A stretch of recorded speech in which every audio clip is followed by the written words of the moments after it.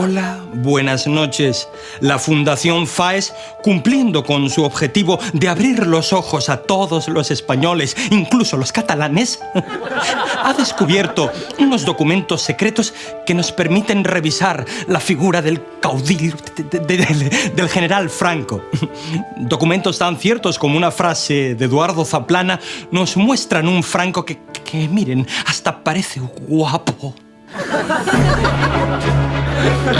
Documentos FAES. Franco, S. Progre. Españoles y españolas, en estos momentos de zozobra y agresión hacia ciertas minorías étnicas y sociales, tengo que anunciaros que he aprobado un Real Decreto que permitirá el matrimonio entre homosexuales y la adopción de niños y niñas por parte de familias monoparentales.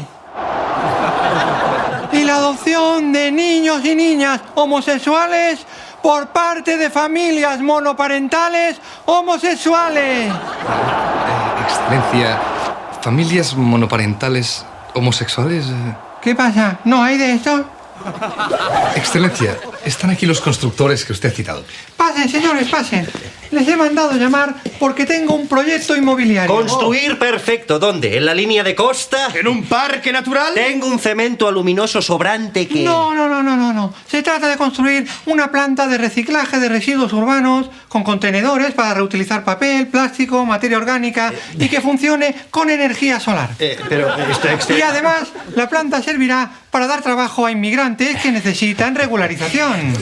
Bueno, y ahora, si me permiten, tengo que dejarles porque me esperan unos ocupas y unas ocupas que quieren plantearme sus justas reivindicaciones.